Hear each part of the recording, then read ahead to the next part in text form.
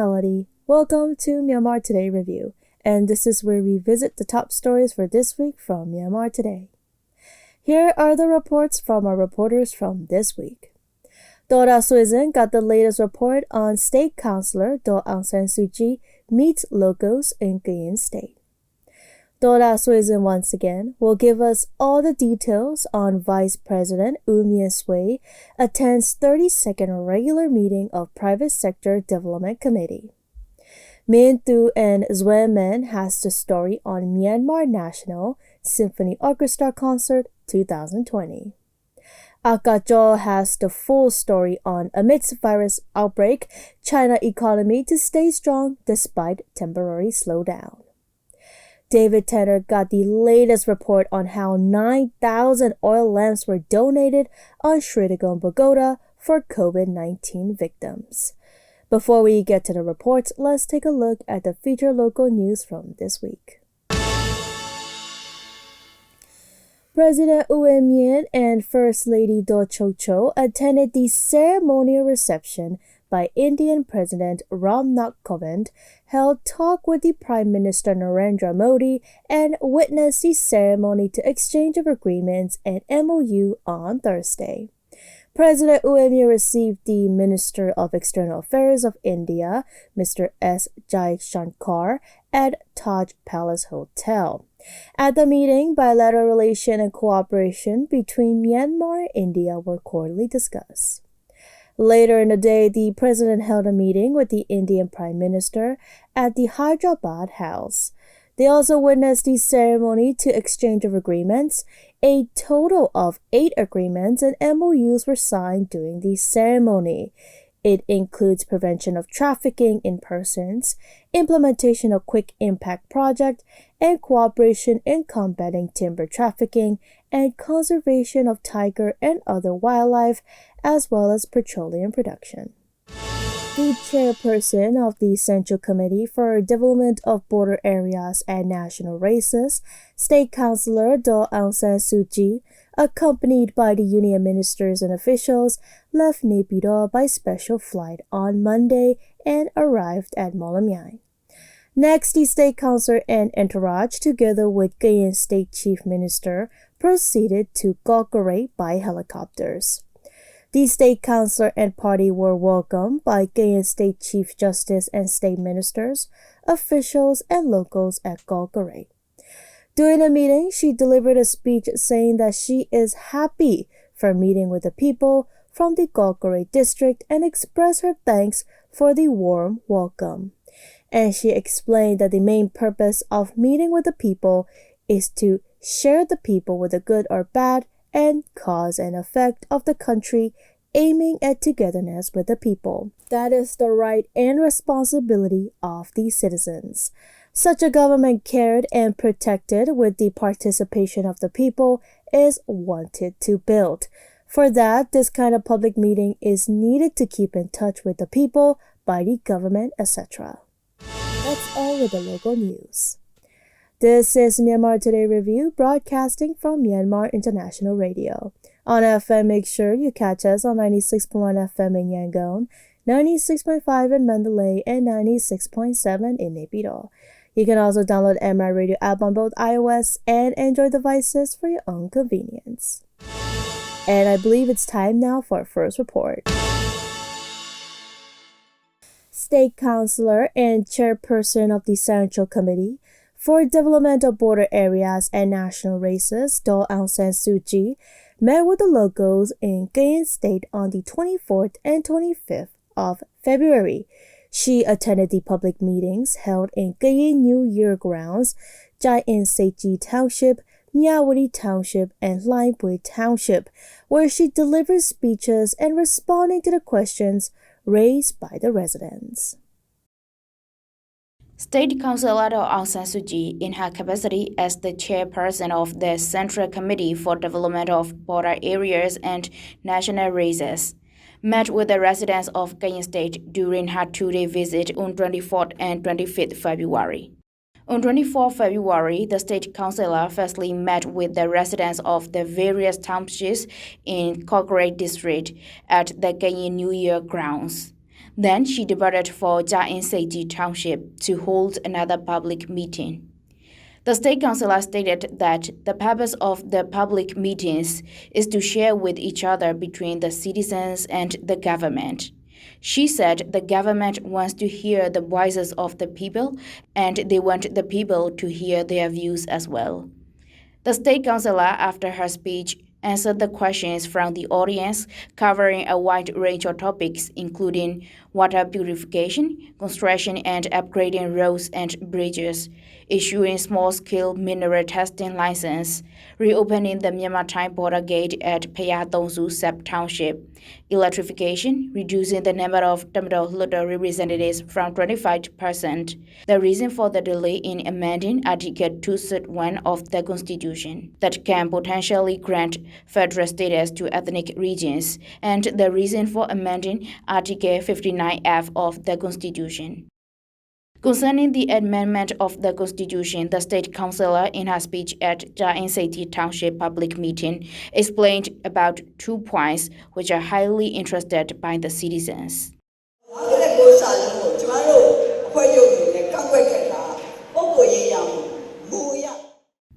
In fact, we, National League for Democracy, raised objection to the Article 59F, not out of our personal favor, but because of the policy of democracy. By this, every citizen must have the right for equality and valued the individual rights. To put it simply, a law having juxtaposing the life of an adult and the life of the parents does not fit into the fundamental criteria. This does not fit into the fundamental principles of democracy, so we object.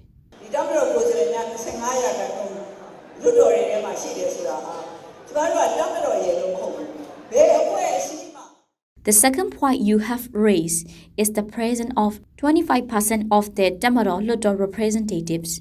In fact, we want to bring about reforms about this point, not because it is something to do with the Tamil. In a country really existing the democracy, if the representative is not elected by the people, he has no right to exercise and exert influence on the law because democracy is a system of government by the people. It is only the representatives elected by the people who have the influence or power over the system ruled by the people. Any organization that believes in democracy should not take advantage of such opportunities that do not fit into the principles of democracy. She also stated that bringing about the reforms of the Constitution is to include the points that would enable the government to build a genuine democratic federal union. On 25 February, State Councillor Aung continued the massive gatherings with the locals in Myanmar Township and Limeport Township of Kayin State, where she delivered speeches to make the citizens understand better about the democracy criteria by urging them to work harder and to spread the love and peace among ethnic nationals. At the public meetings, the local people raised issues relating to upgrade of hospital and healthcare services, infrastructure developments, rule of law, land confiscation and legal dispute, upgrade of motorway, road, electrification project, and compensation for land confiscation.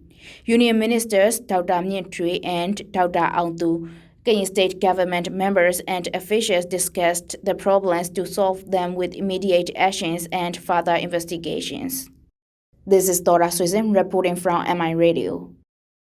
Private Sector Development Committee held its 32nd regular meeting on the 22nd of February at UMFCCI Meeting Hall. Vice President U Myint Swe, Union Ministers for Commerce and Planning, Finance and Industry, Yangon Region Chief Minister, Deputy Ministers, governmental officials, UMFCCI members, business persons, and business organizations attended the meeting to present the current situation, difficulties, and needs of private business sectors.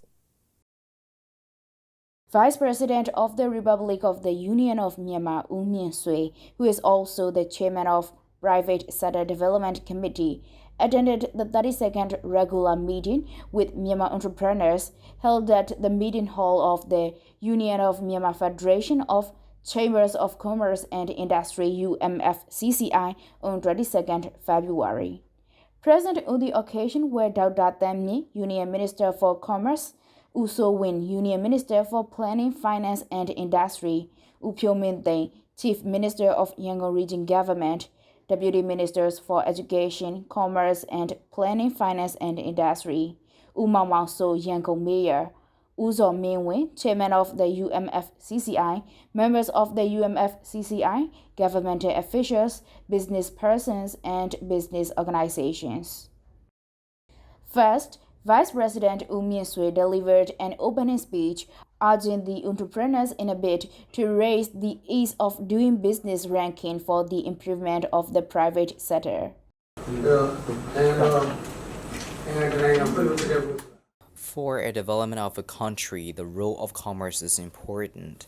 In the fiscal year of 2018-2019, the country's trade volume reached $35.147 billion.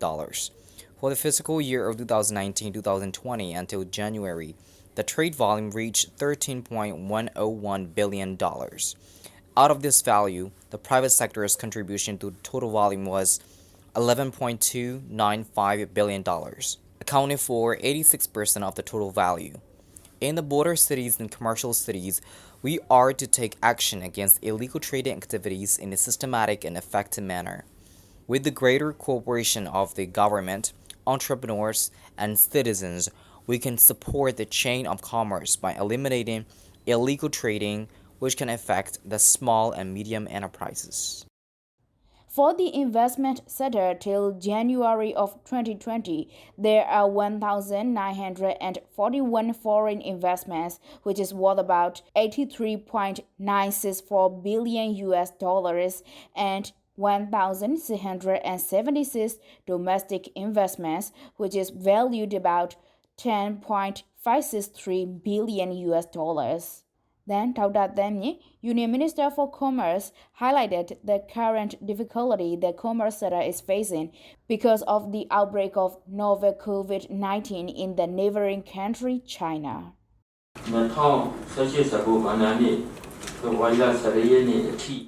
In the fiscal year of 2018-2019 till 14 February, the trade volume was valued at US $14.535 billion.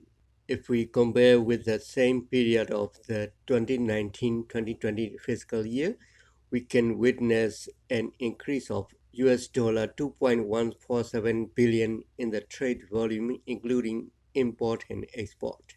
However, at the present, we are also affected by the outbreak of COVID-19. If we compare the trade volume during 23rd January to 18 of the previous and this fiscal year, we can calculate the decline of US $209 million in the trading with China. Especially, seasonal fruits and fisheries products cannot be exported to China. So, with the cooperation of Yangon Region Government, we are to sell seasonal fruits such as watermelons in the local market. The outbreak of virus is affecting the employments, the income of the producers, and the revenues of the government. At the meeting, the Union Minister for Planning, Finance and Industry presented the loan systems the ministry is implementing.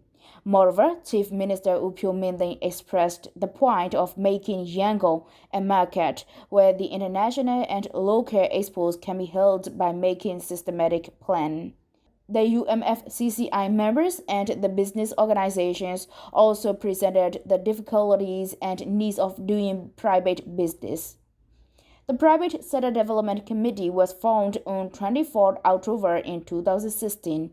Till now, 369 proposed points were presented and 363 were responded by the relevant departments. This is Dora Susan reporting from MI Radio. That's the report on Vice President U Myint Swe attends 32nd regular meeting of Private Sector Development Committee. And now we move on to the third report. Myanmar National Symphony Orchestra Concert 2020, jointly organized by Myanmar Radio and Television under the Ministry of Information and the artists from Japan, was staged at Novotel Hotel in Yangon on the 20th of February.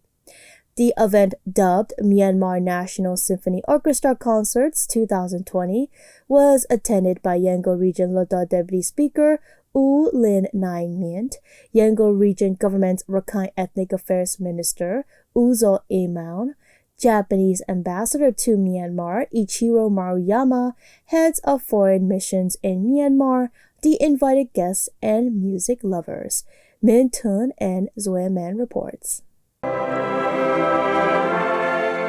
Myanmar National Symphony Orchestra Concert 2020, jointly organized by Myanmar Radio and Television under the Ministry of Information and the artists from Japan, was staged at Novotel Hotel in Yangon on 20th February. The event, dubbed Myanmar National Symphony Orchestra Concert 2020, was attended by Yangon Region Lodar Deputy Speaker U Myint, Yangon Region Government's Rakhine Ethnic Affairs Minister Japanese Ambassador to Myanmar Mr. Ichiro Maruyama, heads of foreign missions in Myanmar, the invited guests, and music lovers.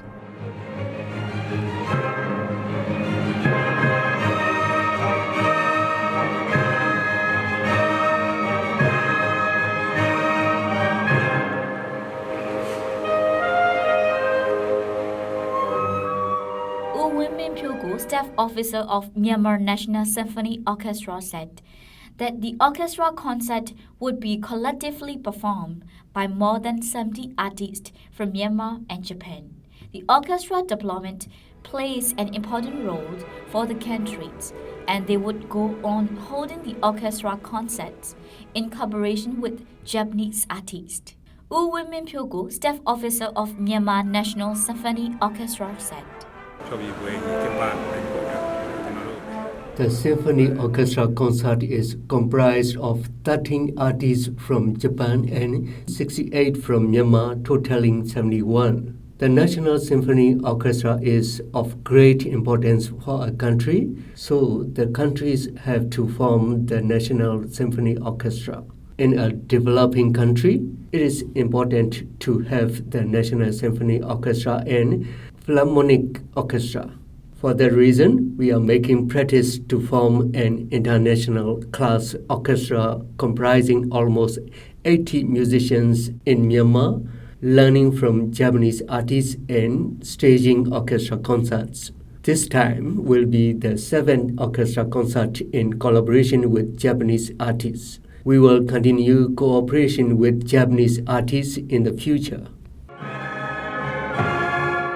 The orchestra concerts are held in Yangon and Naypyidaw every year, sometimes in Mandalay. At today's concert, Myanmar classic songs will be played to the accompaniment of symphony orchestra in addition to Western classical music. U Do-jo, Director of Music Division of Myanmar Radio and Television, said. The orchestra concert like this is held at least once a year, especially one in Yangon and another in Naypyidaw. In some years in Mandalay. Now the orchestra concert had been the 7th time, joining hands with Japanese artists. We have collaborated with Japanese artists since 7 years ago. In this concert, Western classical music will be mostly played.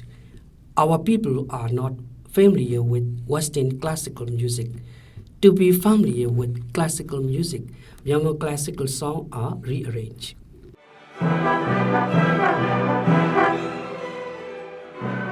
The orchestra concert was started with national anthems of Myanmar and Japan. Myanmar classic songs were played to the accompaniment of Western classical music. Daw San San Yin, retired Deputy Director, Radio, said. I feel very satisfied with the performance of today's orchestra concert. Although Japanese artists can be said major parts, Myanmar orchestra and players have made a lot of progress. Listening to music is good to hear. I expect that the orchestra concerts would be successfully staged more and more. I am very pleased to see it.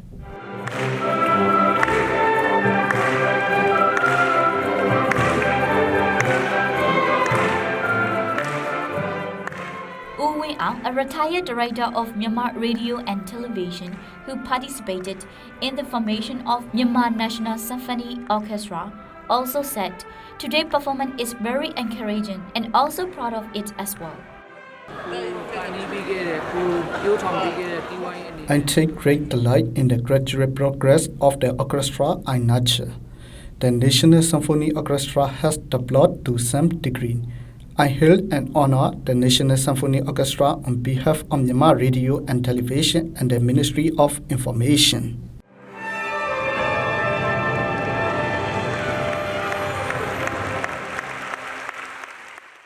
With the infection rate stabilizing and the effective measures and policy in place, the businesses in China have resumed operation, except the outbreak epicenter, Hubei province. In the short term, the economic loss is hugely significant, while the economy is expected to rebound in the long run. For more on the revenue Chinese government plans to manage and the impact on global supply chain, Akajor reached out to CMG's senior journalist Mr. Zhu Qingdao. While China faces present challenges brought about by the coronavirus outbreak, experts are optimistic about the recovery of the economy into the year. It is learned that China's 1.4 billion consumers are making less consumption during the outbreak, but it is not a complete consumption cut. As of February 22nd, over 20,000 have recovered from the infection. With the infection rate stabilizing and the effective measures and policy in place, the businesses in China have resumed operation, except the outbreak epicenter, Hubei province. In the short term, the economic loss is hugely significant, while the economy is expected to rebound in the long run. CMG's senior journalist, Mr. Shui Jingdao, continued to explain more on the short-term impact. Well, the revenue, yes. The finance ministry has warned that the revenue for this year will be reduced, but of course we don't have an exact number, like what percentage of the revenue will be reduced. But the warning is that government agencies, different government departments, they should spend as less as possible in terms of their administration or unnecessary meetings, for example. So the country will spend the money to help the companies to relieve their pressure, for example, to delay the payment of social insurance or even reduce some of the rent for the small businesses. And also you need to probably more investment to boost the economic growth for the whole year. So that is the general prospect or the idea people have right now. Many manufacturers in China are reluctant to take a risk amid virus outbreak and put their industries in operation again. At the same time, the international trading and businesses depending on Chinese market are expected to face a huge consequence. Recently, a big manufacturing company, Apple, announced that they are lowering the sales forecast. The iPhone supply shortage will temporarily affect the businesses worldwide. At the same time, the country's neighbor, Myanmar, with the largest export volume to China, also suffers as the border trade has been put on hold. The border trade is expected to resume on 25th February on the condition that people will be quarantined 14 days before the entry. Mr. Shou also gave comment on the impact. He also added that the impact on the economy will be temporary and the economy is expected to get better in the long run. Well, lastly, about the international supply chain, basically the impact on the global supply chain. Yes, there is an impact on the global supply chain because You can see some of the international flights are being suspended, and at the same time, a lot of international companies rely on the Chinese factories to produce these necessary products. They can produce the final products to sell to the market. For example, Apple, the iPhone maker, is issuing a warning that for the first quarter, their revenue probably will fall below the expectation because of this pressure on the global supply chain. According to the record of Myanmar Ministry of Commerce, the border trade volume of Myanmar between October 2019 to February 2020 reached $3,981.204 million US, but some of the border gates are still closed and the export products have been delayed. Wuhan, the epicenter of the new coronavirus outbreak, plans to build another 19 makeshift hospitals to receive more infected patients, local authorities said Friday. Upon completion, all makeshift hospitals in Wuhan are expected to offer 30,000 beds by February 25th. This is Agajo reporting for Myanmar International Radio. With the aim to strengthen up the mentality and the healing of the COVID-19 victims, the China-Myanmar Friendship Association has organized a 9,000 oil lamps devotional offering ceremony at the Chantaji corner of Sritagong Pagoda on the 24th of February. Our reporter David Tanner got all the details of it. As the COVID-19 coronavirus has been spreading in some countries in the world in an unfortunate rate, people from all over the world has been fighting against it in each of their own ways. With the motive to help fight this COVID-19 virus spiritually and mentally for all the people around the world, Myanmar-China Friendship Association has held a 9,000 oil lamps devotional offering ceremony. With that said, I have interviewed Sayadaw Bhadanta Narada Bivamsa, who is the vice patron from Pali Takado Nyangdong Monastery.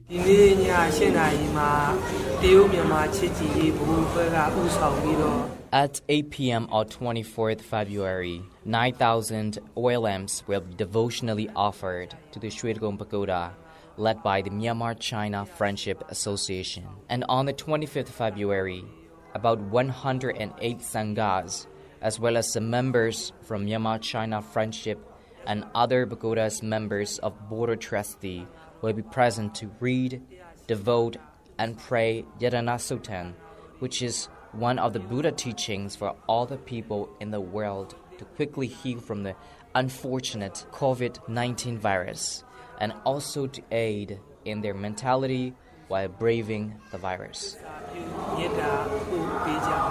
Sayadaw Bhadanta Narada Bivamsa also continued to say the current situation of COVID-19 and how we could pay attention to it, and we should give as much aid as we can.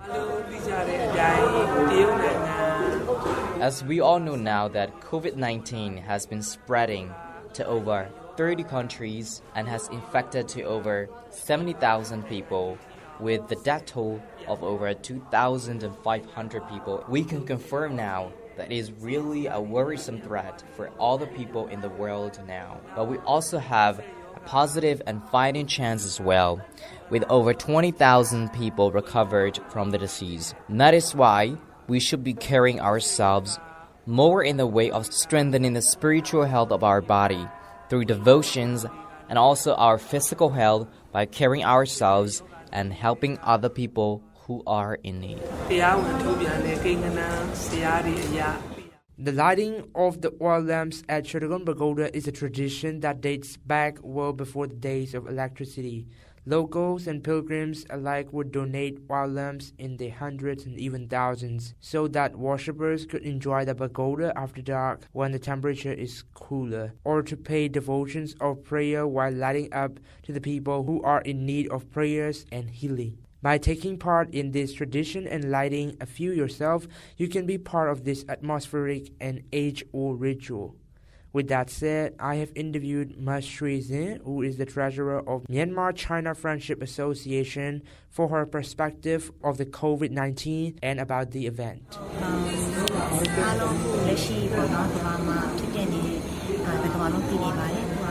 Now that everyone in the world knows about the COVID-19 virus that has started its outbreak in Hubei province, Wuhan City. According to WHO, based on analysis of 44,000 cases of COVID-19 in Hubei province, around 80% of patients only have a mild form of the disease. 14% developed more severe disease, such as pneumonia, 5% have critical disease, and 2% of cases are fatal. As the WHO has also been working together with all the countries, and as China's government has been taking really admirable actions in fighting against the virus. As Myanmar is a neighboring country, we think it is a good time for us to aid and the way we can. Like now, by donating 9,000 wine lamps as a devotion to Shwedagon Pagoda to heal other people in the world. Mon-Fri also told MI Radio for how we also should stay positive for our fighting chances.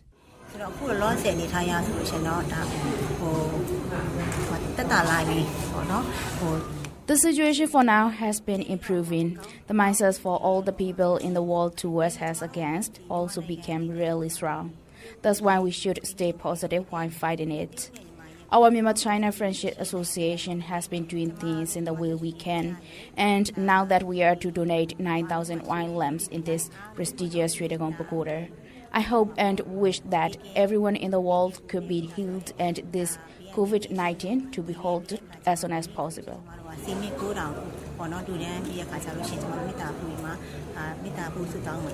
Reporter David Tanner reporting from Myanmar International Radio. That's all with the news and reports on Myanmar Today Review. Tune in every Saturday on MITV at 8:30 p.m. for Myanmar Today Review. Until next time.